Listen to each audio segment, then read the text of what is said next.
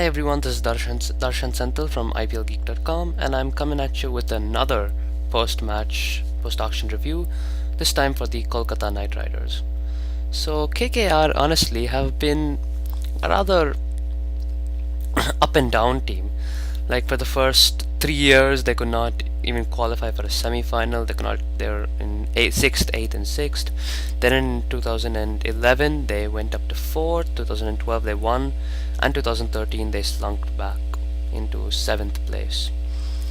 So Knight Riders have been a very up and down franchise. They've been known for exorbitant money spending, particularly in 2000 and in the 2011 auctions when they bought Gautam Gambhir and Jacques Callis and Yusuf Pathan, all for huge sums of ranging above sums of above $1 million. So they were known for that. And this year, however, they've gone a little more conservative in the auction. I feel they haven't gone that big in that as they did in that auction, but they've still gone fairly big as well. So this is how their lineup stands after this auction. Got some interesting names in there, some match winners, and some other cool players as well. So I'm just gonna give you a little rundown of this Knight Riders side. So overall, like alternativecricket.com, quoting them, I say that they look like a list of Indian rejects. That's what they said, and that's a pretty blunt statement to make, but it's also pretty true, because you see people like Vinay Kumar and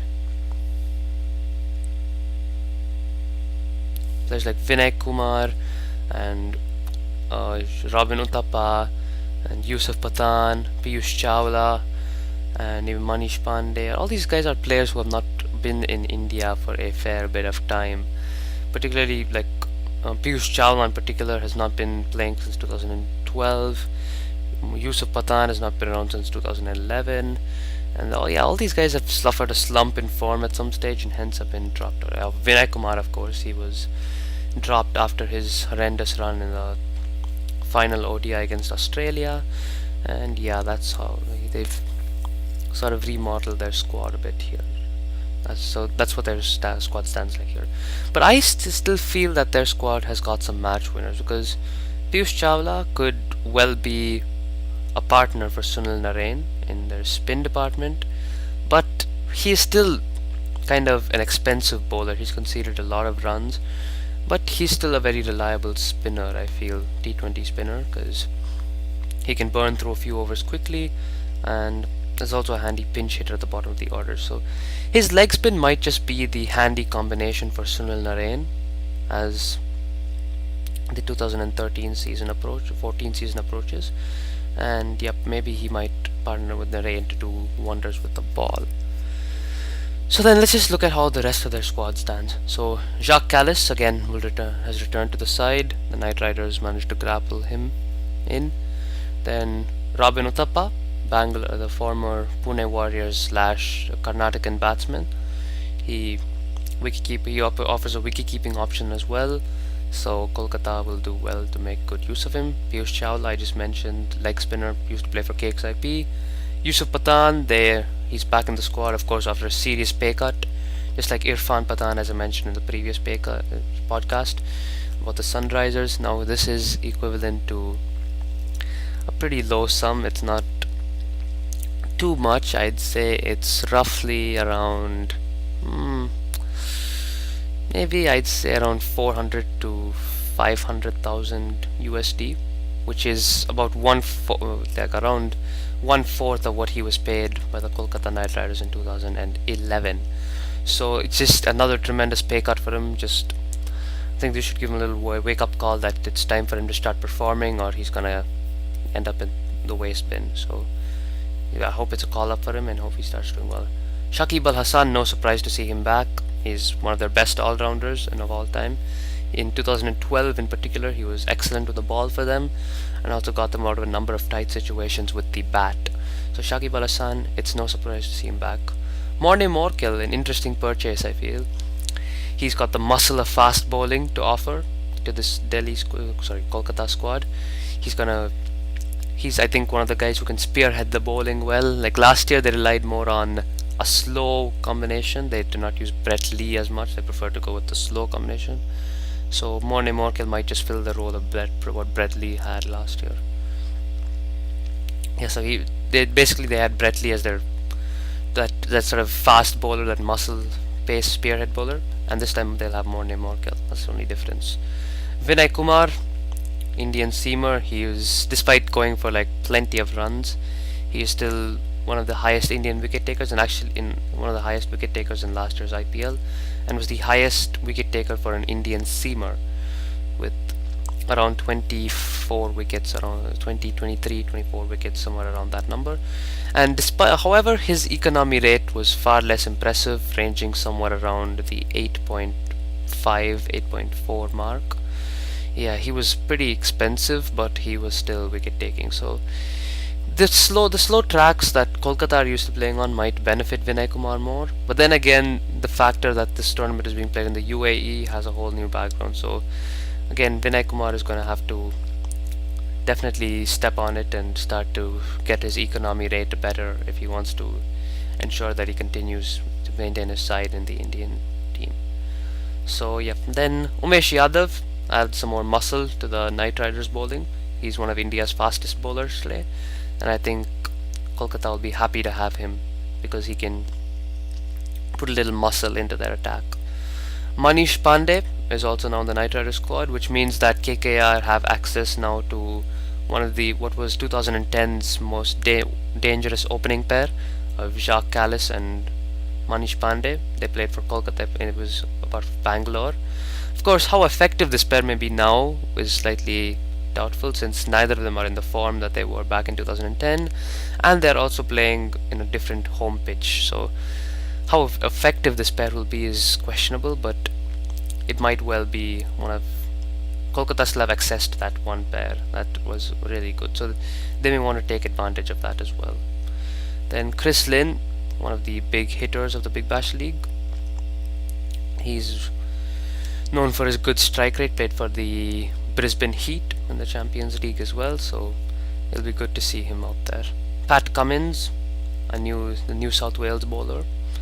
He's a nice young fast bowler. He suffered from injuries, but it'll be good to see him bowling for Knight Riders. He'll assist Morne Morkel as well. And Ryan Tendershot again, one of the few, the only Netherlands player to be a part of this tournament. A great batsman, a great all-rounder, one of the best there is. It's a shame that he's not a part of this side at the moment, but he's still still an amazing player.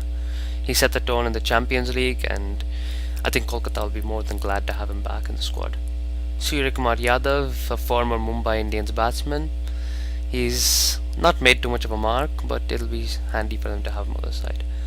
Andre Russell, I feel one of Kolkata's most weird buys, because Andre Russell, if you look at Kolkata's side over the years, what they've favored is these players who have either got a beef load of batting talent or ways to use slow pitches, like all those sort of muscle fast bowlers. We make exceptions for those. Like for instance, guys like Morne Morkel and Umesh Yadav are like fast bowlers, so they can be pushed out. Then if you look at their squad, it's more like beefed up batting and then like slower bowlers like Jacques Kallis, Robin Uthappa, and guys sort of beef up the batting. Then their bowling starts to slow up a bit, like Shakib Al Hasan. Vinay Kumar is also known for bowling slower deliveries. Piyush Chawla, Sunil Narine, and of course Gautam Gambhir beefs of the batting. And also they had players like Iqbal Abdullah and Lakshmipati Balaji, all players who are known for keeping slow. And what's interesting is that Andre Russell is not a slow bowler. He's a fast bowling all-rounder, and also is one of those all-rounders who you call pinch hitting all-rounders. He likes to slog a lot.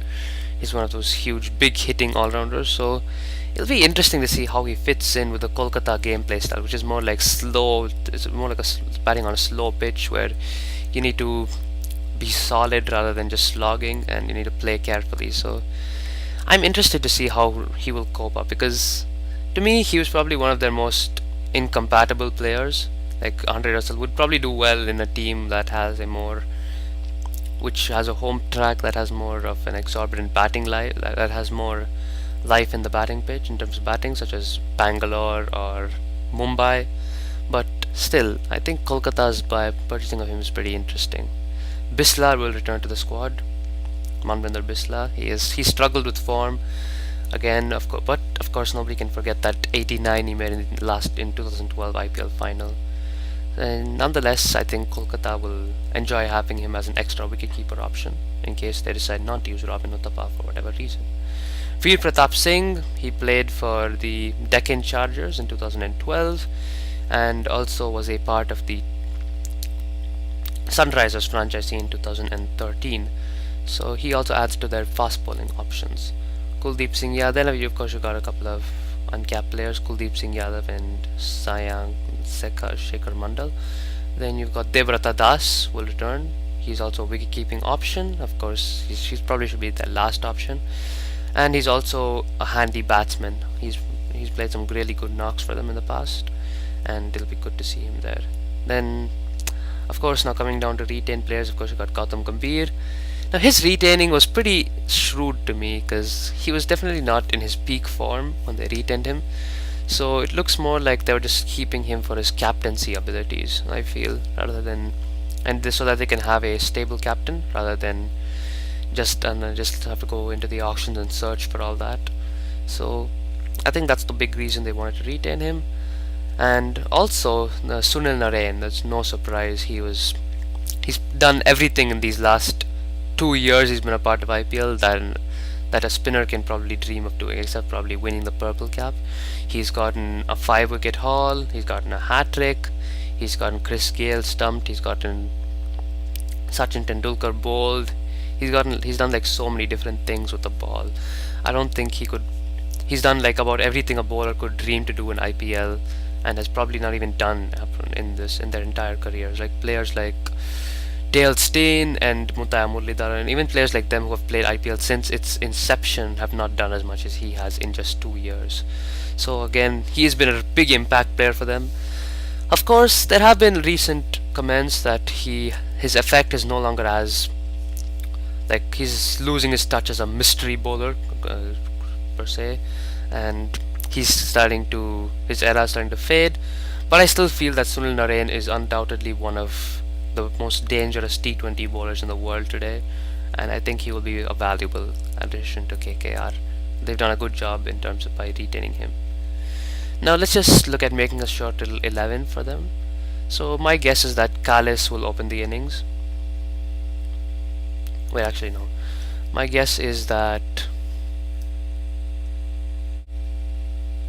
Gautam Gambhir and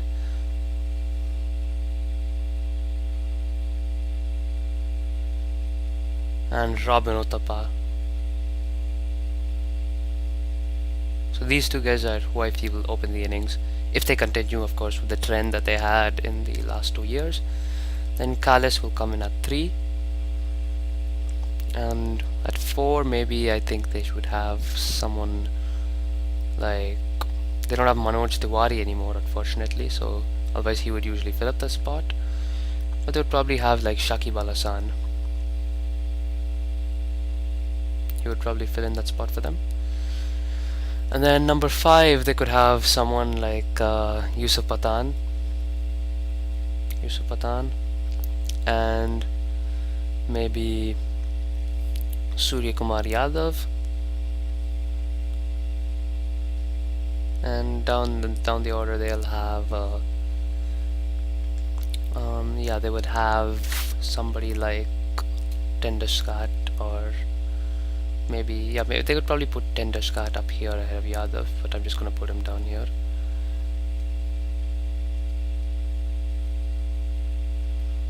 So then you've got 3 overseas so far, and then Tenduskat, and then they would bring in their slower bowlers, their bowlers. So you would have Umesh Yadav, Vinay Kumar. Actually, Vinay Kumar will bat up here. Umesh Yadav, Vinay Kumar, Narine, and going by the Kolkata stuff, I would say Chawla. So this is a basic overview of what the Knight Riders lineup might look like. So They've got Gautam Gambhir up here and Robin Uthappa. That's a strong opening lineup because Robin Uthappa was one of Pune Warriors' best batsmen in their dismal season. Then Gautam Gambhir, of course, was in definitely not in like prime form, but in decent touch. Like he scored a fair number of 50s, and yeah, he was an okay touch. Jacques Callis was slightly off color with the bat, but he was decent. He was incredible with the ball. Shakib Al Hassan, of course, is brilliant with his tantalizes batsmen with the ball and also tantalizes bowlers with the bat. So yeah, he does it both ways. Then Yusuf Pathan, he's kind of like a slightly diffused firework. We know he can explode, but he just doesn't seem to be happening at the moment. Although we very much hope that will sometime soon. Then Surya Kumar Yadav, a little experiment that Kolkata could try there. I could put in maybe Devrata Das in place of Yadav, whatever. They could experiment to that one place. Tender Shot, again, this place is also open to experimentation if they want to put in someone like, say, I don't know, Andre Russell or someone like that. They could try an experiment over here. And then the the bowling attack. Umesh Yadav and Vinay Kumar will take care of the fast bowling. Sunil Narine and Piyush Chawla will take care of spin along with Shakib Al Hassan. So that's how the bowls would stand. Again, the bowling looks very strong. Umesh Yadav is very good up front. Vinay Kumar is also a wicket-taking bowler. Narine, Chawla and Shakib Al Hassan will do well with the spin. And of course, Jacques Callis will chip in with his medium pace as well. Now they could also afford to experiment around based on the tracks. Now supposing they wanted an extra fast bowler, they could probably pull out someone like Tender Shot and fit in Morne Morkel there. The only issue with this is that they'd have a slightly extended tail because they'd have to fit in 5 bowlers, but this would still be a handy bowling lineup in case they wanted to try this out. And also this spot up here is open to experimentation, so they could bring in, say, Devrata Das, or they can try Manvinder Bisla, and even the opening is actually experimentable. They could put in Manish Pandey or Bisla, anyone up here. So this is really quite a flexible opening batting team that's open to experimentation and stuff like that. Now there's just one little more playing 11 that I have very much wanted to see KKR have, which is as follows. I'm just gonna erase this one.